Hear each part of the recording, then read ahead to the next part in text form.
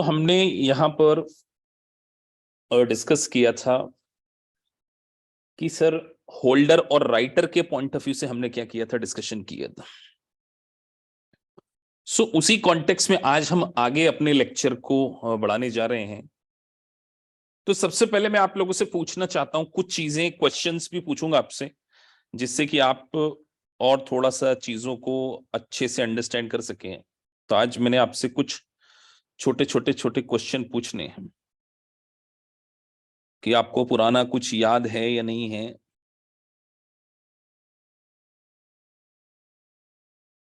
सबसे पहले हम बात करें, अगर एक पुट ऑप्शन के पॉइंट ऑफ व्यू से मैं बात करता हूं, पुट ऑप्शन की एक्सरसाइज प्राइस अगर 100 है और प्रीमियम 20 है, आप मुझे बताइए ब्रेक इवन पॉइंट किस पॉइंट पर अराइज होने वाला है, किस पॉइंट पे ब्रेक इवन अराइज होगा।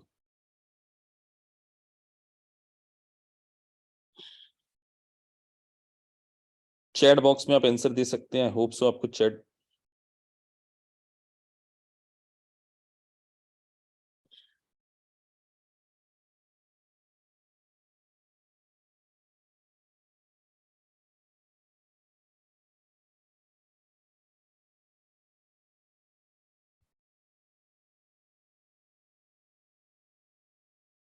कुछ बच्चे 100 लिख रहे हैं, कुछ बच्चे 120 वाले भी हैं, 80 वाले भी हैं। अरे सीधी बात है कि सर एक्सरसाइज प्राइस अगर 100 है, फ्यूचर में अगर CMP 80 पे चलेगी तो होल्डर क्या करेगा, एक्सरसाइज कर लेगा तो उसको 100 की चीज, पुट ऑप्शन है ना, वो 100 में बेचेगा। जिस कमोडिटी की प्राइस 80 है वो 100 में बेच रहा है ना, CMP 80 हो जाएगी तो अगर वो 100 में बेच रहा है तो उसको 20 का प्रॉफिट होगा। बट 20 क्योंकि वो ऑलरेडी प्रीमियम पे कर चुका है, तो नो लॉस और नो प्रॉफिट। ये हमने कॉन्सेप्ट को डिस्कस कर चुके थे और आप में से अभी भी बहुत सारे बच्चे न जाने किस कंफ्यूजन में इसमें बैठे हुए हैं, या तो वो रिवाइज नहीं करते हैं या रिवाइज भी करते हैं तो प्रॉपर तरीके से रिवाइज नहीं करते हैं। चलिए आगे बढ़ते हैं। आज हम कुछ डिफरेंट सिनेरियो को डिस्कस करने वाले हैं, एग्जाम के पॉइंट ऑफ व्यू से पूछा जाने वाला सेगमेंट, और not only in the exam, मतलब क्वेश्चन को ओवरऑल समझने के लिए भी। सॉरी,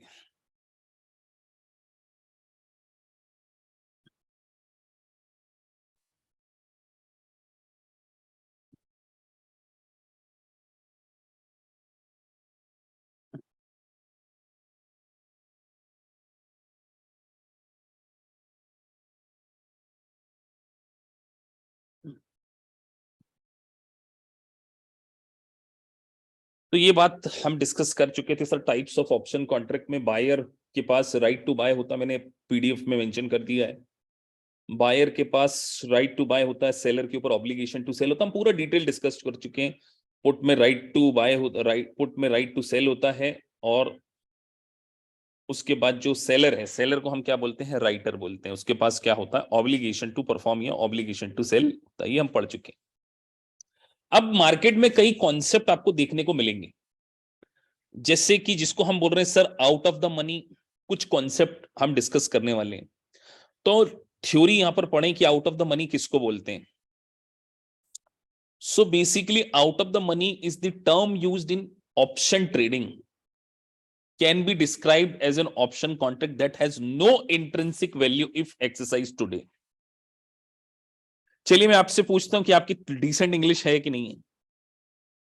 अगर मान के चलिए एक कॉल ऑप्शन है, उसकी एक्सरसाइज प्राइस 100 है, क्या करंट मार्केट प्राइस होगी जिससे इंट्रिंसिक वैल्यू 0 आएगी? सर एक कॉल ऑप्शन है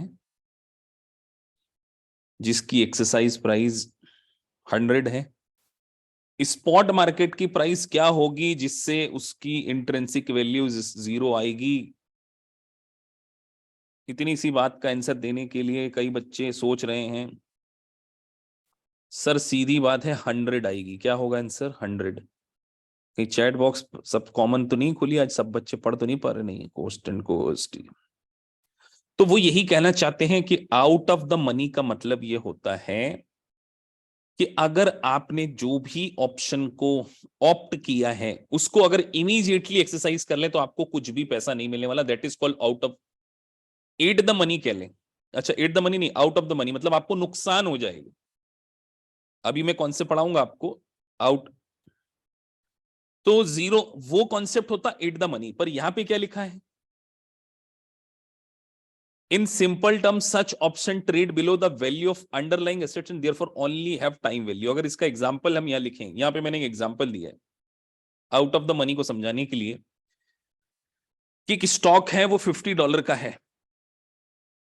investor has option to call. आप यहां पे मेंशन देखिए, मैंने ऑप्शन टू कॉल लिखा है और उसके पास स्ट्राइक प्राइस है 52। स्ट्राइक प्राइस क्या है? 52। If the market value of the stock close below 52 and the option expire out of the money, the option is worthless since the buyer will lose the money by exercising the option। मतलब अगर हम और simplify language में समझें, out of the money का मतलब ये होता है कि आप ऑप्शन को लैप्स करने वाले। जैसे ऐसा समझिए, ये तो बहुत बुक का टेक्निकल एग्जांपल मैंने छाप दिया है।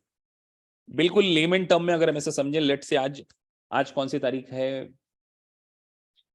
तारीख क्या है आज? 8 तारीख, 8 फरवरी।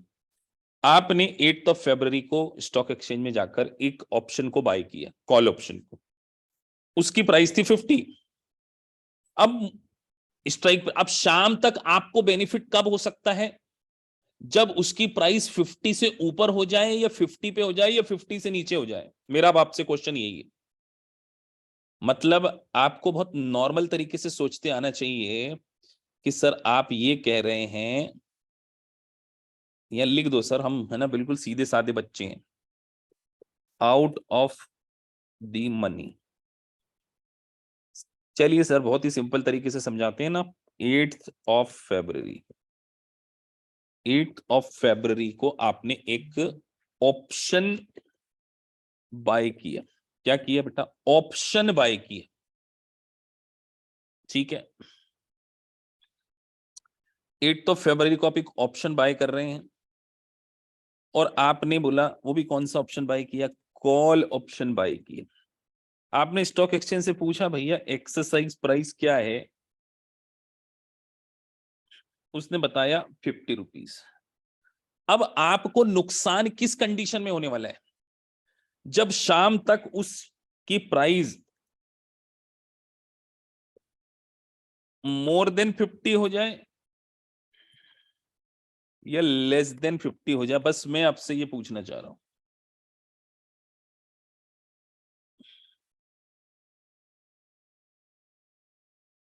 अब कई बच्चे मोर लिख रहे हैं, कई बच्चे लेस लिख रहे हैं। फिर से मेरे को फिर ये करना पड़ता पोल में, इतने सारे चैट नहीं पढ़ पाता हूं। तो मोर वाले और लेस वाले लिख दें क्लास में, तो फिर मुझे इस चैप्टर में बच्चों ने बड़ा दुखी कर दिया यार, इतना डिटेल पढ़ाने के बावजूद।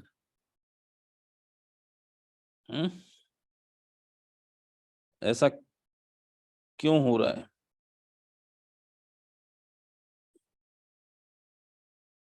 मोर और लेस जरा वोटिंग दे दीजिए।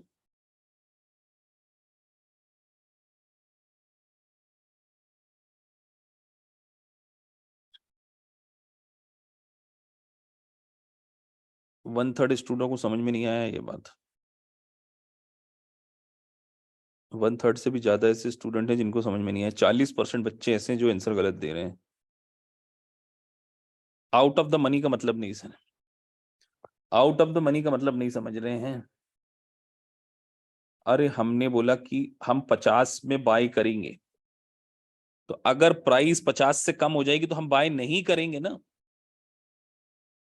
यार। हमने बोला, ये स्क्रीन पे जूम यूजर पेन ना चलाएं पहले तो उसको। ये बीच में डिस्टर्ब कर देते हैं बच्चे।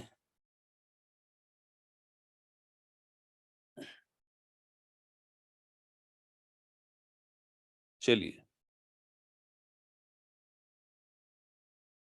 तो सर सीधी बात है कि आपने बोला कि कॉल ऑप्शन की प्राइस 50 है, मार्केट में अगर वो 55 होगा तो आप बाय करोगे ना।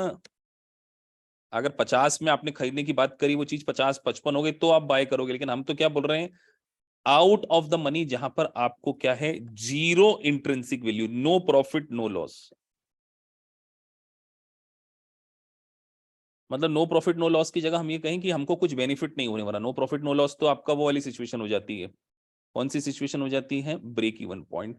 तो ध्यान रखिए, आउट ऑफ द मनी इसको क्या बोलेंगे हम, आउट ऑफ द मनी। कि जब जूम यूजर मान ही नहीं रहे, बार बार पेन चलाए जा रहे हैं क्लास में। थोड़ा तसल्ली से बैठो, पेन चलाने की क्या जरूरत है। हाँ, आउट ऑफ द मनी में जूम यूजर अपनी भावनाओं को कंट्रोल रख लीजिए। क्यों पेन पे चला रहे हैं यार, ये लाइव क्लास है, रिकॉर्डेड होती है। जिनका नाम एक तो अपने नाम से नहीं आए हैं पहले, जूम यूजर और आप उसमें पेन चला रहे हैं। थोड़ा समझो, एक लाइव क्लास पढ़ाना ऑनलाइन टेक्निकल टास्क होता है। टीचर कुछ माइंड में लेके बैठा है, पेन पे पेन चलाए जा रहे हैं उस पे।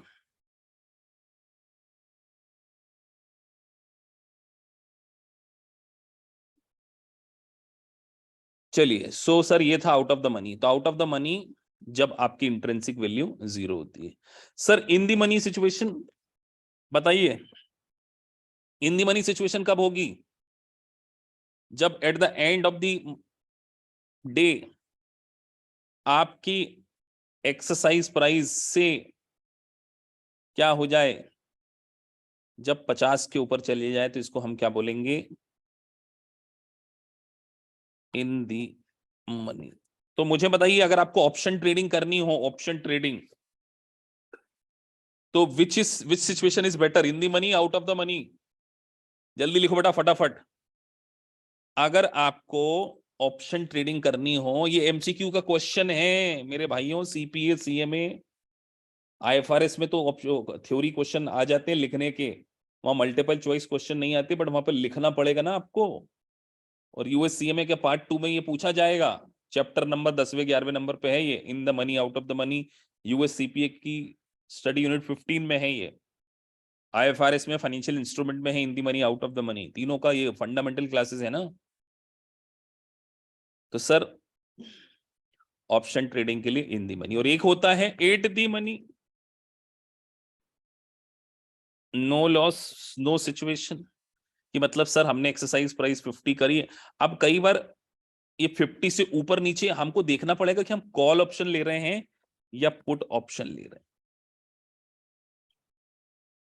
इस सिचुएशन को ही हमने क्या है, एनालिसिस करना है। तो आई गेस आपको out of the money, in the money और एट द मनी का कॉन्सेप्ट यहां पर क्या है, समझ में आ गया हो। अब आप लोगों से क्वेश्चन पूछ लेते हैं।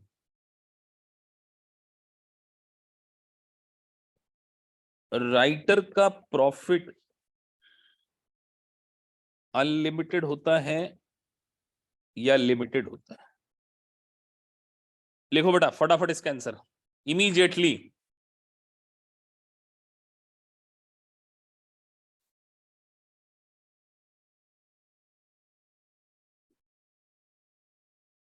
अनलिमिटेड। निखिल कुमार कौन है ये निखिल? लिखना पड़ेगा ना बेटा, ओनली प्रीमियम। ओनली प्रीमियम जो राइटर होता है, राइटर मतलब seller of the contract, seller of the contract का जो प्रॉफिट होता है वो क्या होता है सर, लिमिटेड होता है to the amount of premium. कितना स्लो समझाते हैं यार सर को, तो कई लोग इतना अटल बिहारी वाजपेयी समझने लगा हूं मैं जब से मैंने आईएफआरएस की क्लासेस पढ़ाना शुरू की है। मेरे को चार्टर्ड अकाउंटेंट स्टूडेंट बोलते सर थे आप सर अटल बिहारी वाजपेयी से भी ज्यादा स्लो पढ़ाते हैं, है ना। वो कितना सोचते सोचते पढ़ाते थे। मैं चाहूं तो बहुत स्पीड से पढ़ा सकता हूँ, पर क्लास में बच्चों का लेवल देख के मुझे अपनी स्पीड स्लो ज्यादा करनी पड़ती है। Only premium writer. इसीलिए मैं बार बार बोलता हूँ, जो भी रिकॉर्डेड वीडियो देख रहे हैं उसको है ना स्पीड बढ़ा लिया करो। एलएमएस में मैंने आपको दिया है ना, 2 की स्पीड में देखा करो आप। So only premium received is the profit. और सर लॉस अनलिमिटेड किसका होगा और किस में होगा अनलिमिटेड, ये एग्जाम का क्वेश्चन है। किसका होगा लॉस अनलिमिटेड और किस ऑप्शन में होगा, कॉल में कि पुट में? ये भी सोचते आना चाहिए, कॉल में अनलिमिटेड होगा या पुट में अनलिमिटेड होगा। बोथ, आलोक राज लिख रहे हैं सर बोथ। हाँ हाँ हाँ, बहुत बढ़िया है सर, बोथ में नहीं, ओनली कॉल में। कॉल में unlimited loss. Sir only call में अनलिमिटेड लॉस कैसे होगा? अरे मेरी बात सुनो, हमने 50 रुपए की एक्सरसाइज प्राइस बुक कर ली। प्राइस तो सर 500 भी जा सकती है, 5000 भी जा सकती है, 50,000 भी जा सकती है। प्राइस का अपवर्ड का कोई डायरेक्शन तो है ही नहीं ना। ये फिर जूम यूजर ने पेन चलाना शुरू कर दिया, क्या चाहते हो यार तुम? अब सबसे पहले तो तुम नाम चेंज करके आओ। अब मैं तुम्हें क्लास से 2 सेकंड नाम चेंज करके आओ। जूम यूजर, मैंने आपको क्लास से भी रिमूव कर दिया।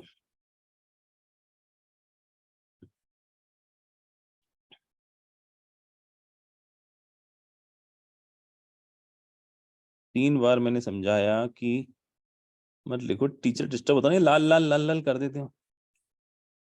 ओरिजिनल नाम से, सभी लोग अपने ओरिजिनल नाम से आए,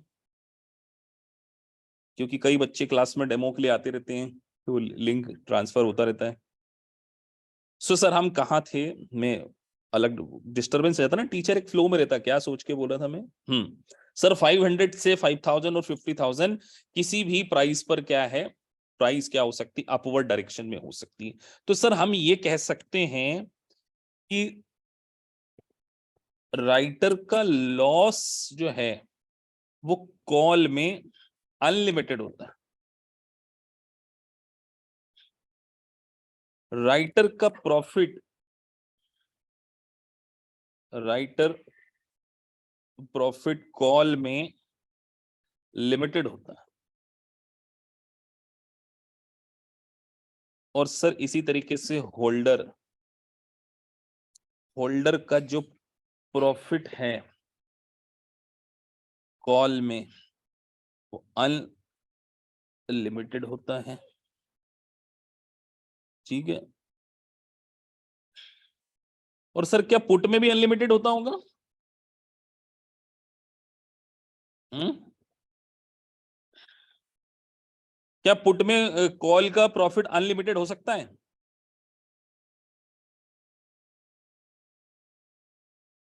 एक लिख रहा है सर हो सकता है। अरे बेटा, एक पुट की प्राइस थी 50 रुपए, हम होल्डर हैं, हमने 2 रुपए प्रीमियम पे किया। बताओ मैक्सिमम प्रॉफिट कितना हो सकता है? मैक्सिमम प्रॉफिट लिखो जरा, जो समझे हैं, जो इस कॉन्सेप्ट को समझ गए वो बताएं कि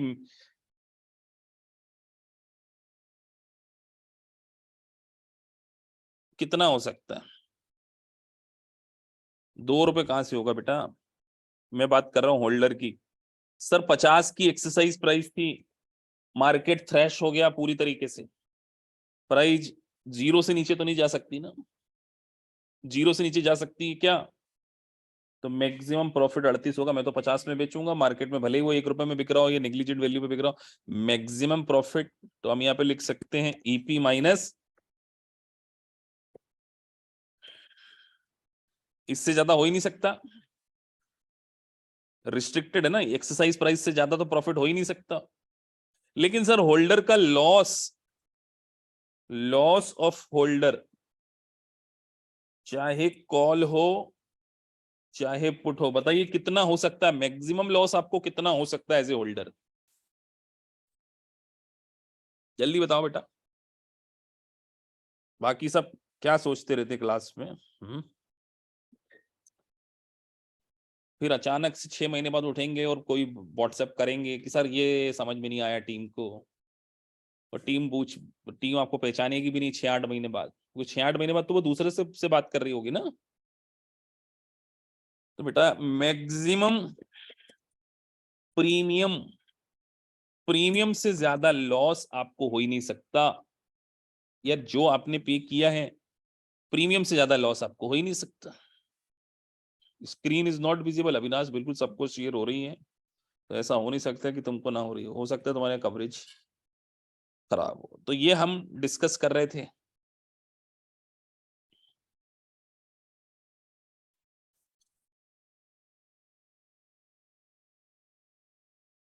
इन the money out of the money concept खत्म हो गया।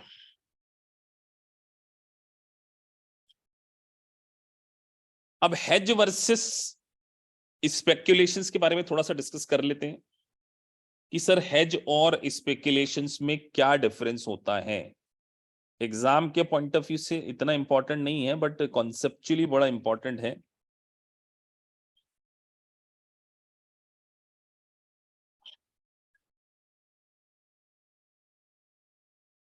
तो सर हेज का मतलब होता है कि आप के पास ऑलरेडी कोई सिक्योरिटी है और कोई अनफोर्सीन प्राइस चेंजेस के कारण आप उस लॉस को क्या करना चाहते हो, कंपनसेट करना चाहते हो।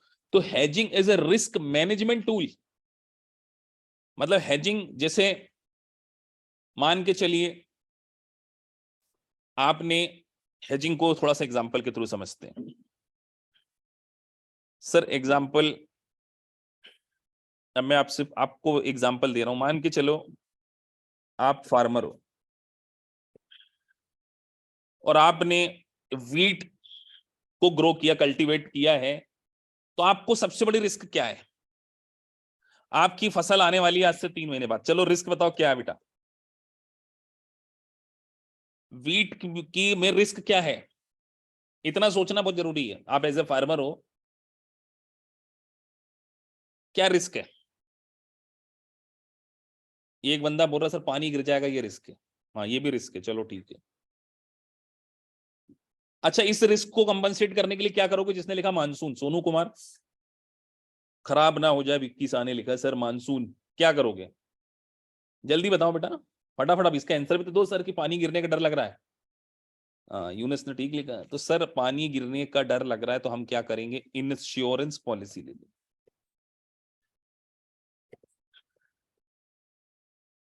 क्या ले लेंगे? Insurance policy. ये क्या है?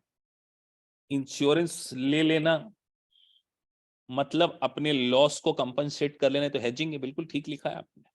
और भी तो कोई डर होगा? अरे कुछ और भी तो मन में खतरा होगा ना, कि भैया एक मार्केट में ले जाकर मंडी में बेचना पड़ेगा ना, ये प्रोडक्ट को, वीट को बेचना पड़ेगा, तो प्राइस राइज का डर है या प्राइस फॉल का डर है सबसे इंपॉर्टेंट? कि सर कहीं मार्केट में फ्यूचर में जो मंडी में ले जाकर हम गेहूं, चना, सोयाबीन, वॉटेवर फसल पे मत जाओ मैंने, तो सर प्राइस फॉल का डर है। तो इस प्राइस फॉल से डर से बचने के लिए आप एक फ्यूचर में क्या कर सकते हो?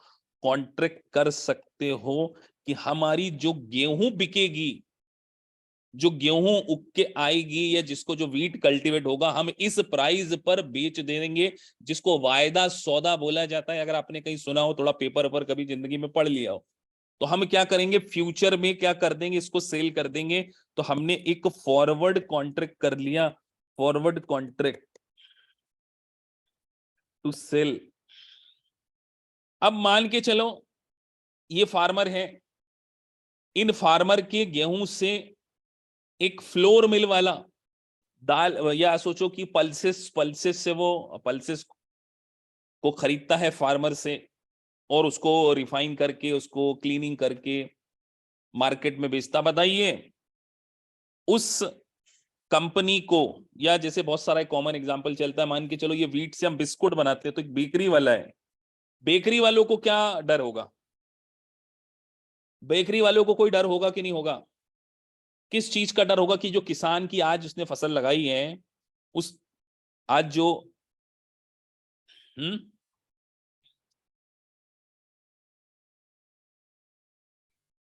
तो कहीं ना कहीं सर वो बेकरी वाला ये सोच रहा होगा कि कहीं ये प्राइस बढ़ ना जाए, प्राइस राइज का कहीं उसको डर होगा, तो वो क्या करेगा, फ्यूचर में पहले से ही एक किसान से कॉन्ट्रैक्ट कर लेगा ना कि मैं आपसे बाय करूंगा एट डिसाइडेड प्राइस पे। हम आपसे करेंगे फ्यूचर में बाय कर लेंगे, तो यहां हमने क्या लिखा, फॉरवर्ड बाय। तो दोनों का ऑब्जेक्ट क्या है, दोनों का ऑब्जेक्ट प्रॉफिट कमाना है क्या? अरे दोनों का ऑब्जेक्ट क्या है, या बेकरी वाले का और किसान का दोनों का ऑब्जेक्ट, आप रोहित राज लिख रहे सर प्रॉफिट कमाना, बेटा दोनों का ऑब्जेक्ट प्रॉफिट कमाना नहीं है। दोनों का एक ही ऑब्जेक्ट है कि उनको लॉस ना हो जाए, क्योंकि वो ये डर रहे हैं कि आज अगर मान के चलो 1000 रुपीज, अब मेरे को गेहूं का रेट तो नहीं पता ना, आटे दाल का रेट नहीं पता मुझे, जो भी है कि अब वो मैं कोई भी एक एग्जांपल ले ले रहा हूं कि जो 1010 kg जो आता है, 10 kg वेट 1000 रुपीज का आता है, ऐसा मान के चल लेते हैं, है ना। तो सर दोनों को डर है, इसको डर है कि कहीं ये प्राइस 1000 से 900 ना हो जाए, इसको डर है कि कहीं ये मार्केट में शॉर्टेज हो जाए, पानी यानी सच में गिर जाए तो वीट की शॉर्टेज हो सकती है, तो बेकरी वाले को डर है कहीं 1100 ना हो जाए, इसको 900 ना हो जाए। तो दोनों ही क्या कर सकते हैं, ये क्या करेगा, फॉरवर्ड सेल कर देगा, ये फॉरवर्ड क्या कर देगा, बाय कर देगा। तो दोनों एक प्री डिसाइडेड अग्रीड प्राइस पर जब कॉन्ट्रैक्ट करते हैं, इस प्रकार के कॉन्ट्रैक्ट को हम बोलते हैं फॉरवर्ड कॉन्ट्रैक्ट। बताइए इस प्रकार के प्राइवेट कॉन्ट्रैक्ट में सबसे पहले डर क्या है, व्हाट इज द फियर, क्या फियर है, किसान को क्या डर लगता होगा? सर दोनों को एक रिस्क है, डिफॉल्ट रिस्क। कल को किसान लेकर ही ना आए बेचने के लिए, तो वो बेकरी वाला को नुकसान हो जाएगा कि नहीं भैया, वो नहीं आया यार, अब मुझे मार्केट में जो मैंने तो, मेरे को डर लग रहा था, मैंने तो इससे पहले ही कॉन्ट्रैक्ट कर लिया था कि 1010 में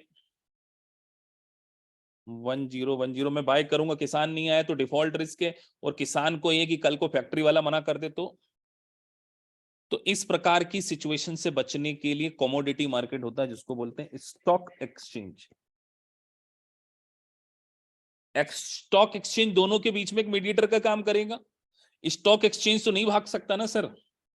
तो जब स्टॉक एक्सचेंज में इसी प्रकार का जब फ्यूचर का कॉन्ट्रैक्ट होता है तो उसको हम बोलते हैं फ्यूचर कॉन्ट्रैक्ट। क्या बोलते हैं?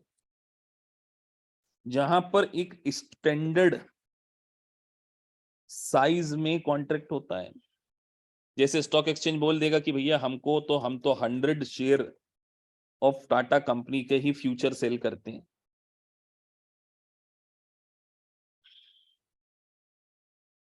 100 शेयर की ही फ्यूचर में ट्रेडिंग कराते हैं, 100 से कम की नहीं कराते, और हमारे एक कॉन्ट्रैक्ट का जो टाटा का जो प्राइस है वो 1020 रुपए या 120 रुपए लो, तो आपको मिनिमम एक कॉन्ट्रैक्ट करने के लिए 100 × 120 रुपीज क्या करना पड़ेगा, 12,000 रुपीज का क्या करना पड़ेगा, पेमेंट करना पड़ेगा।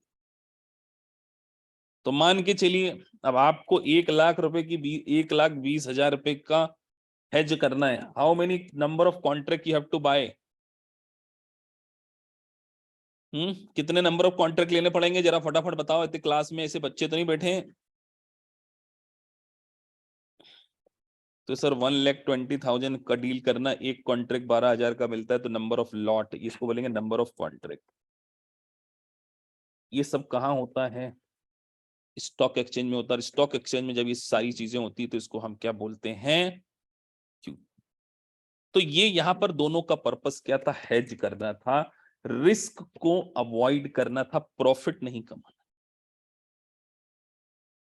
अब आप एज ए मीडियोकर, आप एक पर्सन हो और आप हो सकता है फार्मिंग में स्टडी कर रखे हो और फार्मिंग का आपको नॉलेज हो, और आप दोनों को ही वॉच करते हो कि अच्छा फार्मर गेहूं उगाता है और ये बेकरी को बेचता है, और सीधे आप बेकरी वाले के पास पहुंच जाते हो, बोले आपको गेहूं चाहिए ना आज से 3 महीने बाद, बोले मैं आपको 1,010 रुपए में दूंगा। और आप एक तरफ देख रहे हो कि मैंने इसको 1,010 रुपए में सेल करने का वादा कर दिया,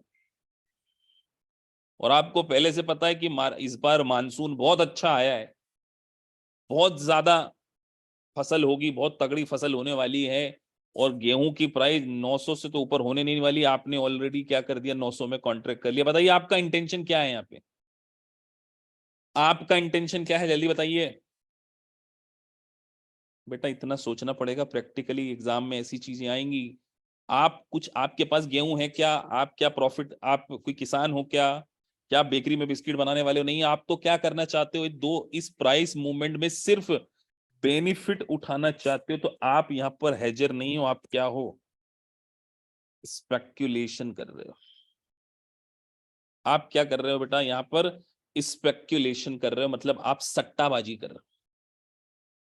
सट्टा बड़े बड़े लेवल का होता है, पता है।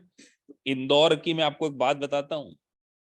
इंदौर मध्य प्रदेश में कोई रहता हो इस क्लास में तो थोड़ा सा आप रिकॉग्नाइज कर पाएंगे। इंदौर में एक जगह है जिसका नाम है सराफा, यहाँ पे सोने का मार्केट है पूरा, गोल्ड मार्केट है पूरा। और रात को वहां पे वो गोल्ड की दुकानें बंद हो जाती हैं सराफा इंदौर में, और रात को एक मार्केट लगता है जहाँ पे सारा खाने पीने की दुकान लगती है। उसके अलावा बरसात में वहां पे एक सट्टा चलता है जिसको बोलते हैं पानी पतरा सट्टा, मालूम है। वहां पे 25-50 लोग आपको खड़े हुए मिल जाएंगे, और वो आसमान की तरफ देखते हुए दिखेंगे, और आपको लगेगा कि ये पागल अगल हैं।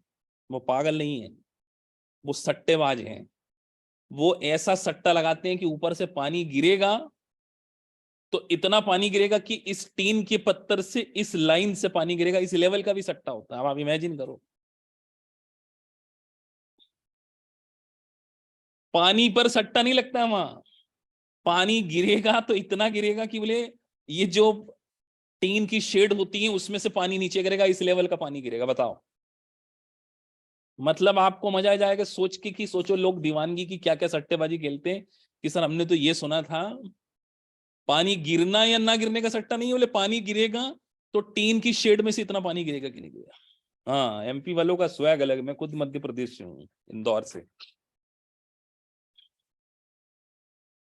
तो आप कभी इंदौर होके आना, कभी आपको घूमने का मौका मिले, cleanest city of the India from last 5 year. So हम बात कर रहे थे स्पेक्युलेशन। आई गेस आपको अब स्पेक्युलेशंस और हेजिंग में डिफरेंसेस समझ में आ गया होगा। तो सर एक बात अब हमको समझ में आ गई कि स्पेक्युलेशन और हेजिंग, अब हम इससे करना क्या चाहते हैं, सर कहना क्या चाहते हो। आज तो ऐसा लगा कोई कहानी वानी चल रही है ना बेटा, ये एग्जाम के क्वेश्चन आएंगे अभी, थ्योरी में पहचानना होगा। अब एक होता आर्बिट्रेज। क्या होता है आर्बिट्रेज? अब आप ही वही पर्सन हो, आपने देखा कि ये किसान इनको 900 में बेचते हैं, जो भी प्राइस है 1,010 में बेचते हैं। आपने सीधे बेकरी वाले के पास पहुंच गए, आपने देखा कि किसान लोग इनको माल बेचते हैं 110 1,010 में, और आपने देखा ये भाई साहब यूपी के किसान थे, और यूपी के जस्ट पास में लगता है लेट से एमपी, अब लगता है कि नहीं लगता मुझे नहीं आइडिया। आपने देखा कि यार यही गेहूं जो है एमपी से लाकर हम 950 में खरीद के यही बेकरी वाले को क्या कर सकते हैं, 1,010 में बेच सकते। तो आप क्या हो, हेजर हो या स्पेक्युलेटर हो? हुँ? अभी क्या हो आप? तो ना हम सर स्पेक्युलेटर हैं ना हेजर हैं, हम यहाँ पर आर्बिट्रेजर हैं। आर्बिट्रेजर का काम होता है कि एक जगह से सस्ता खरीद के महंगा बेच दे, रिस्कलेस प्रॉफिट।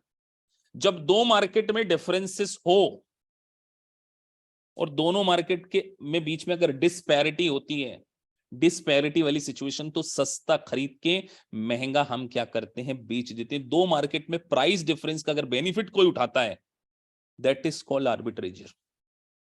आप ऐसा सोचो बॉम्बे स्टॉक एक्सचेंज से आप कोई चीज खरीदते हो और नेशनल स्टॉक एक्सचेंज में अगर दोनों के बीच में प्राइस मूवमेंट में डिफरेंस हो तो आप क्या करोगे, बीएससी से बाय करके एनएससी में बेच दोगे। लेकिन ऐसा पॉसिबल नहीं होता, बिकॉज यहां पर ट्रांजेक्शन कॉस्ट भी क्या हो जाती है। ऐसे ही मध्य प्रदेश से माल लाकर किसान को भेजोगे तो कहीं ना कोई ट्रांसपोर्टेशन कॉस्ट भी लग जाएगी। तो सर आज अपने हमको तीनों के बीच में डिफरेंस समझा दिया शुद्ध सिंपल लैंग्वेज में, आर्बिट्रेजर, हेजर, स्पेकुलेशन। तो आपको एग्जाम में सिचुएशन गिवन होगी इसी प्रकार की, थोड़ी सी टेक्निकल लैंग्वेज। मैं जो आपको समझाता हूं वो बिल्कुल आपको, अगर ऐसा बोले तो बिल्कुल शुद्ध लैंग्वेज में समझाता हूं, लेकिन एग्जाम में लैंग्वेज थोड़ा सा डिफरेंस हो जाती है बस। अब लैंग्वेज पे काम आपको करना है, इंग्लिश आपको इंप्रूव करना है कि सर वो उसमें हमको पहचानना पड़ेगा, नाम ऐसे दे देंगे रॉबर्ट, जूली, ईयर, फियर, वो सब आपको पहचानना पड़ेगा। They will ask such kind of questions, but आपके कॉन्सेप्ट क्लियर है, सो आप उसको आइडेंटिफाई कर पाएंगे। तो सर हमको समझ में आ गया, the act of preventing investment against unforeseen price change is known as hedging. Speculation is a process in which the investor involved trading of financial assets for significant risk in the getting of profits। तो यहां पर profit obtain करने का purpose होता है। एक concept और चलता है perfect hedge versus imperfect hedge. ये भी कॉन्सेप्ट आज ही आपको समझना बहुत इंपॉर्टेंट होगा आपके लिए। यहां पर सर क्या यूज कर रहे हैं, परफेक्ट हेज, मतलब एक जगह का लॉस दूसरी जगह से क्या हो जाए, सेटअप हो जाए, और वो भी 100% सेटअप हो जाए। इस प्रकार की हेज को क्या बोलते हैं, परफेक्ट हेज। सर एक एग्जांपल हमको बताइए। तो एग्जांपल हम लेते हैं, आपको जाना है लंदन, आप इंडिया में बोर हो गए, गर्मी गर्मी ज्यादा लगने लगी आपको, मार्च अप्रैल आने वाला है, आपने बोला यार लंदन लंदन घूम के आते हैं हम। आप गए बैंक के पास, बैंक से आपने बोला कि भैया हमें 10,000 GBP चाहिए, अभी चल रहा है फरवरी, क्या चल रहा है, फेब्रुअरी। तो अब आपको आज 1 GBP is equal to let say 100 INR है, मान के चलना। बताइए आपको जाना है 1 अप्रैल को,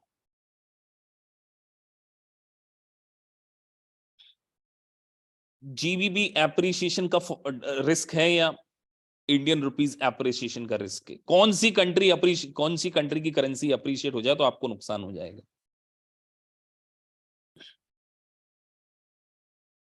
इंडियन करेंसी अप्रिशिएट हो जाएगा तो नुकसान हो जाएगा। आहा विक्की शाह बेटा, कत्ल कर देते हो है बिना छुरी लिए तुम।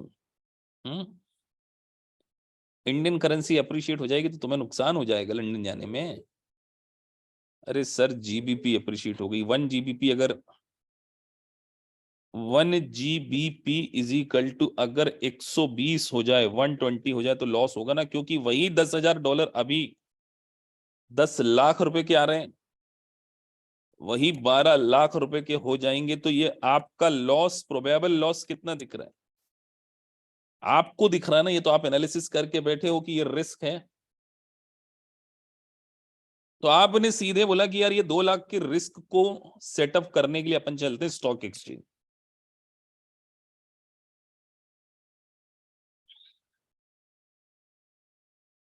और आपने वहां पे कर लिया लॉन्ग। अब यहाँ पे वर्ड आ गया लॉन्ग।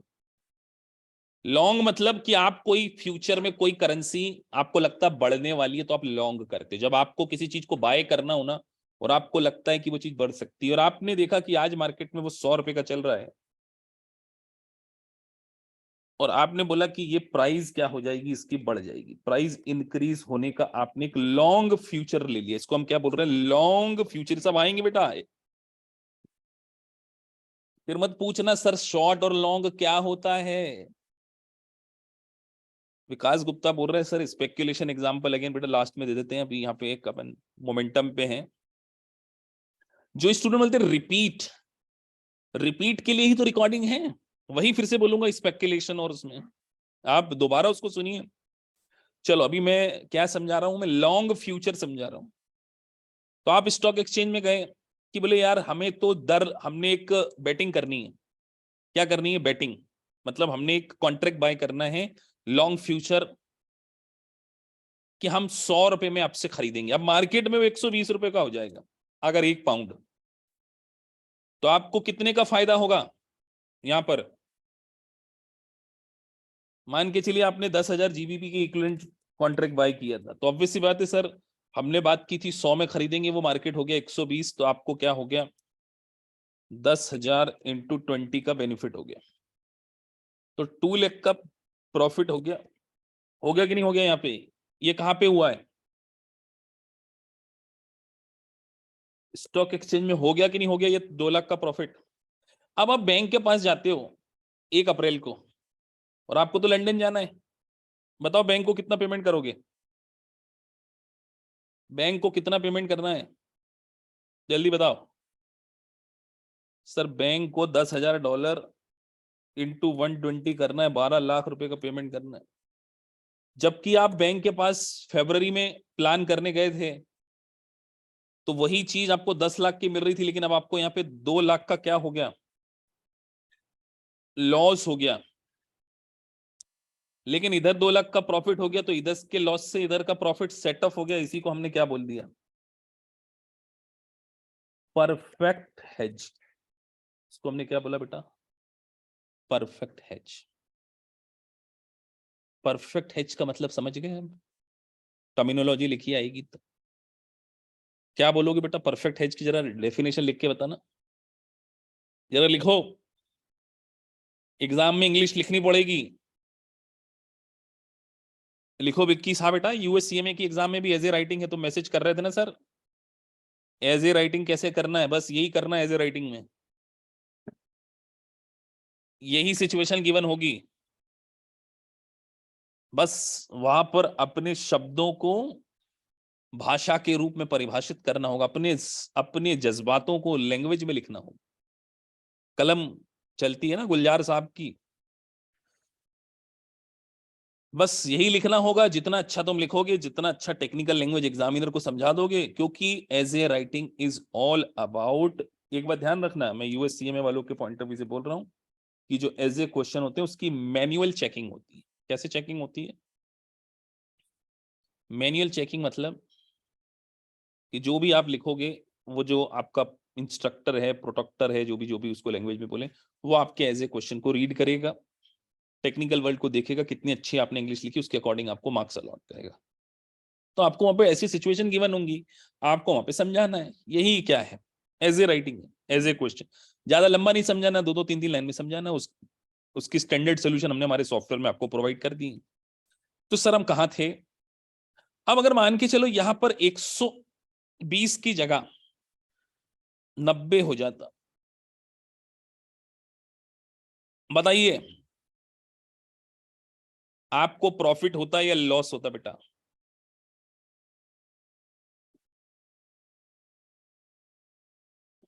सर हमने तो सट्टा लगाया था, मार्केट बढ़ेगा 100 रुपए से, लेकिन वो तो 10 का हो गया, तो हमें तो यहाँ 1 लाख रुपए का नुकसान हो गया। स्टॉक एक्सचेंज ने हमको 1 लाख रुपए का नुकसान करवा दिया। हम तो रोते रोते आए, लेकिन हम जैसे ही रोते रोते आए, घर पे बैठे हमारी बीवी ने एक गिलास ठंडा पानी पिलाया हम, और बोला चलो लंदन चलते। हमारा दिमाग पूरा खराब हो गया। हमने बोला तुम पगला गई हो क्या? एक तो मुझे 1 लाख रुपए का नुकसान हो गया, तुम लंदन जाने की बात कर रही हो। बोले बधाई हो, जो फरवरी में पाउंड आप खरीदने जाने वाले थे पति देव जी, 1 जीबीपी 100 रुपए में मिल रहा था, आज वो 1 जीबीपी 90 का हो गया है।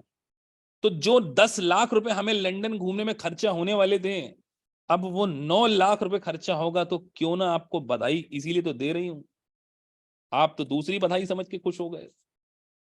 1 लाख का इधर फायदा होगा, इधर 1 लाख का नुकसान हो गया, लेकिन अल्टीमेटली तो नो प्रॉफिट नो लॉस। क्यों नो प्रॉफिट नो लॉस? बेटा हम यहां क्या कर रहे हैं? हेजिंग कर रहे हैं, हेजिंग, और इसी को हम बोलते हैं कैश फ्लो हेज। क्या बोलते हैं, आने वाले समय में टर्मिनोलॉजी आएगी, इसको हम क्या बोलते हैं, कैश फ्लो हेज।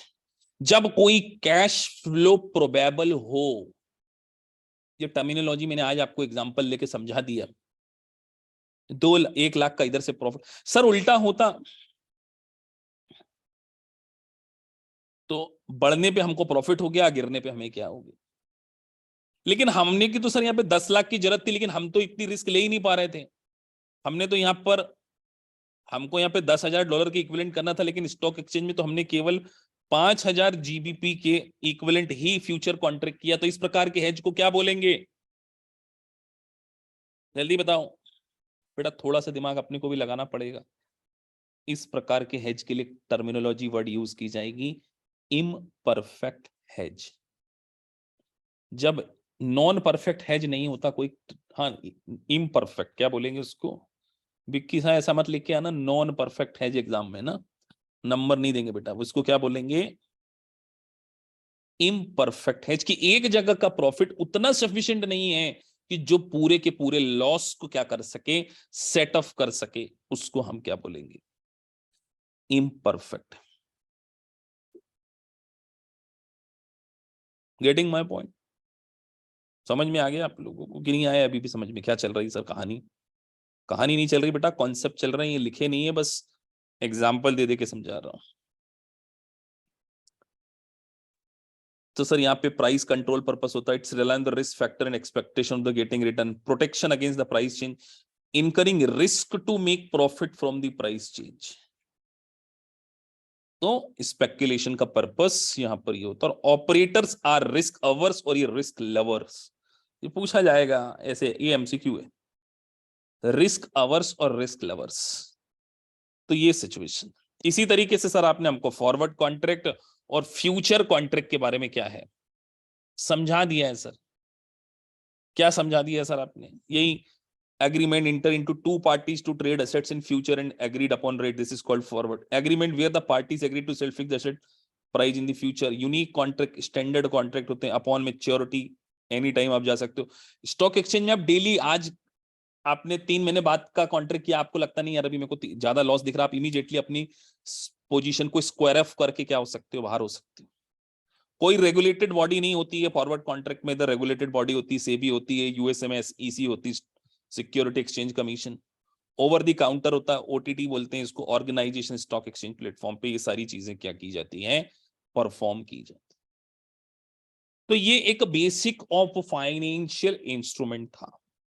मतलब इसके बिना आप फॉरवर्ड फ्यूचर में, अब लॉन्ग और शॉर्ट टर्मिनोलॉजी आप समझ गए होंगे।